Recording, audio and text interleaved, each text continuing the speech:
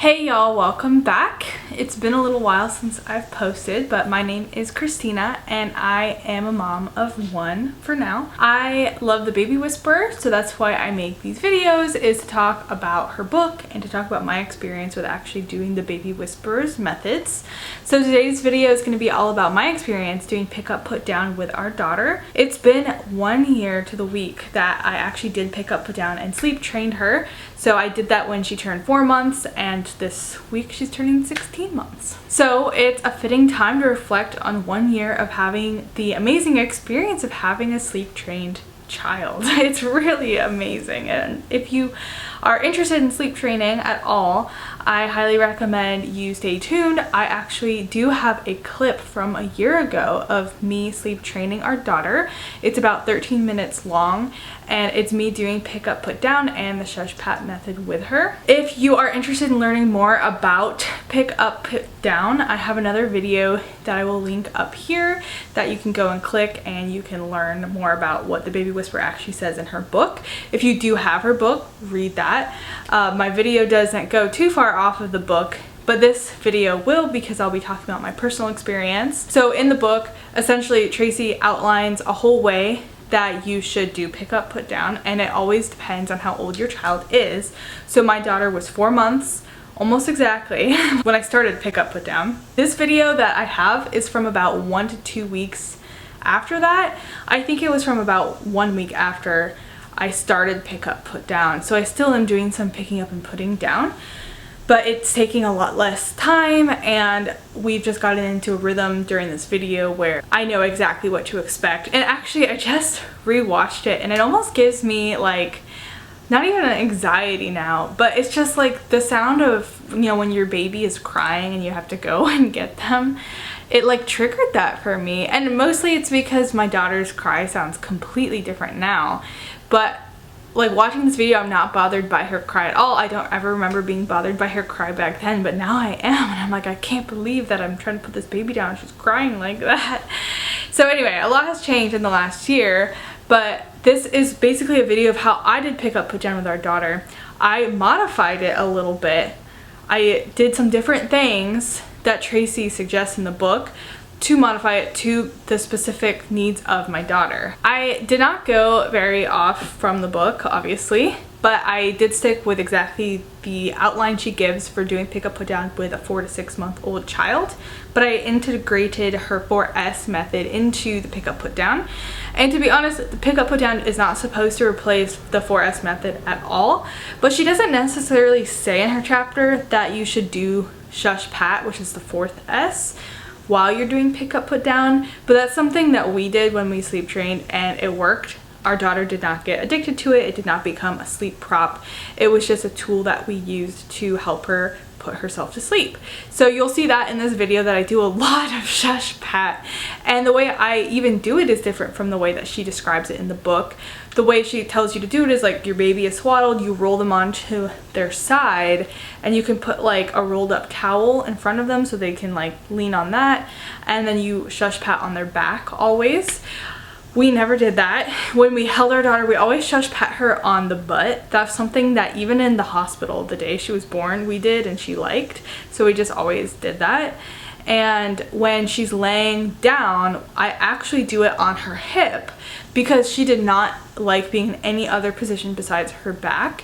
And the few times I did try to roll her onto her side, she never liked it. So I just would do it like basically on her hip or her side, or sometimes even on her thigh, just to have that motion there. And she liked that. That was fine with her. So obviously not every child is the same.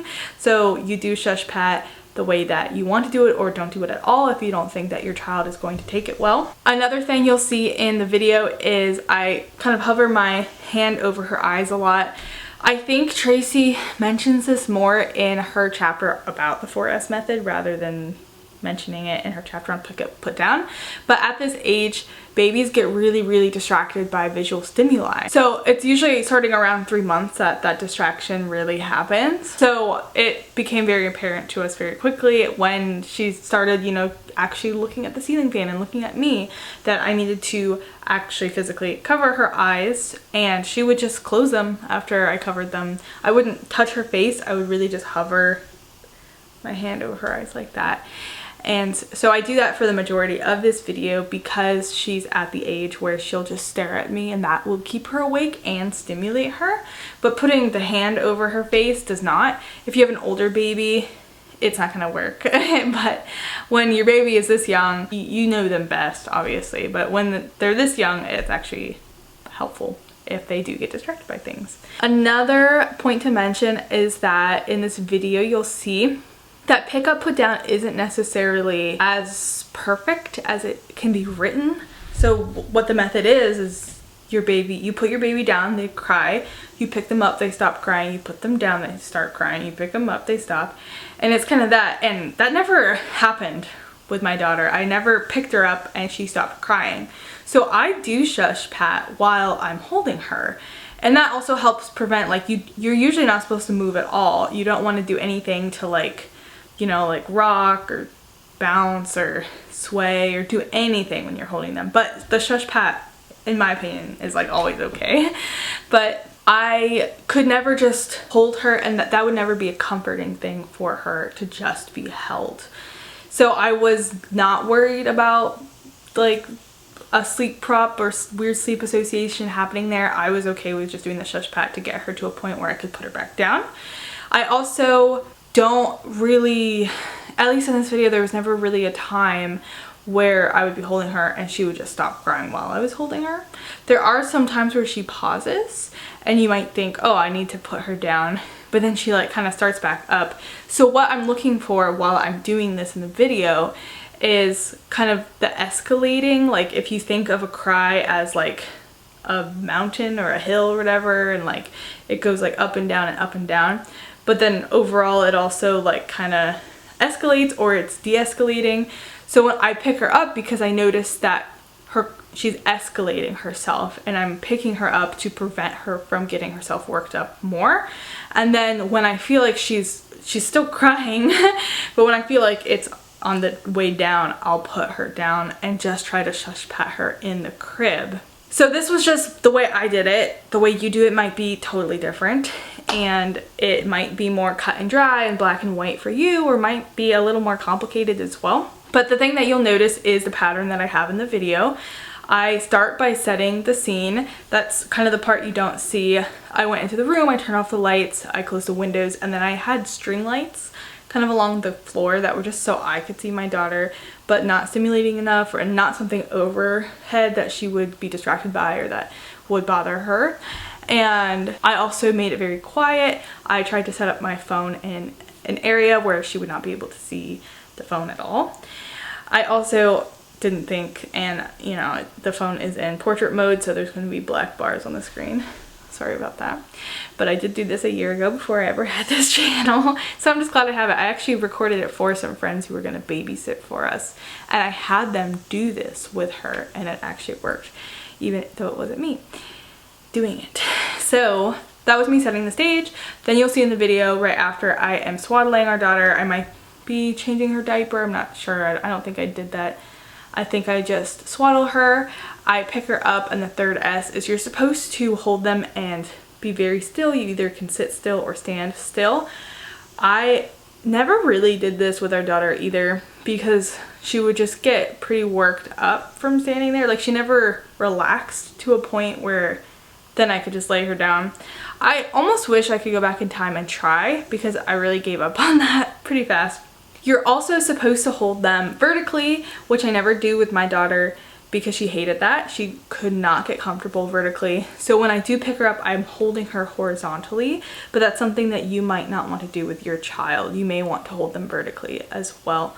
It's just supposed to be something comforting enough, but not too comfortable to where like they're, you know, nestled in your arms and it's all warm. It also could remind them of breastfeeding if they are horizontal in your arms. And luckily that wasn't really an issue with our daughter.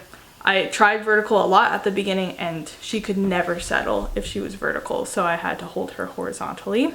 And I kind of just put her down immediately because I didn't think that standing or sitting still would help her. I almost was just ready to put her down and have the crying start so I can do the pick up put down. So that's another thing. My recommendation to you would be to actually stand there and wait just a little longer. Yeah, I do wish that's something that I did more of. I think that's everything that kind of explains this video a bit.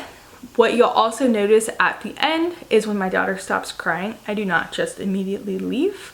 I slowly fade out the shushing. I might slowly fade out the patting as well. I even have to cover her eyes a little bit at the end because she starts to wake up a little bit and I'm like, please no. I'm literally just watching her and waiting for her to just sink into that sleep. I forget what the baby whisperer calls it, but it's like there's 3 stages to a baby falling asleep, and the 3rd stage is like the send-off or something like that, where like you actually see them drift off into sleep, because the bulk of the work is actually just getting them to relax and to self-soothe enough to get to sleep. So you don't want to just leave as soon as they're soothed, because that will like be shocking to them and they will not be sent off into sleep. You want to watch them and actually know they are asleep right now. And even then, after I turn off the video, I'm not leaving the room immediately. I'm backing up really slowly. I might even stand for a second and like make sure she's fine, and then turn off the lights and then wait another second, and then open the door and wait a second, and then close the door and wait a second outside the door. You know, it's just go slow. That's a mistake that we made before we did pick up, put down. We would do the shush pat and then we'd be like, great, she's done. I gotta get out of here. I've been in here for way too long. I want to go sit on the couch. And then it's like the second you leave, they start crying again. And so just the longer you take to fade it all out and the longer you take to leave, then you don't actually have to come back to the room. And so at this point, I only ever had to do pick up, put down with our daughter when she was going to sleep. She did not need it in the middle of the night or in the middle of a nap to extend a nap or anything like that. So I was willing to wait 13 minutes for her to fully fall asleep and to do this entire process so that I did not ever have to go back in until the nap was over. And that is an amazing thing. I just remember how much of a blessing that was. So anyway, I'll stop talking. I'll show you guys the video. If you have any questions about it, please comment below. If you are thinking about sleep training soon and you want to know more about that, again, I have that other video, but feel free to comment below with any questions, any comments, anything you have to say about this. Maybe even share your own experience with doing pick up, put down and how it looked different from this video, or maybe even some similarities. So yeah, thanks for watching. I hope you guys enjoy.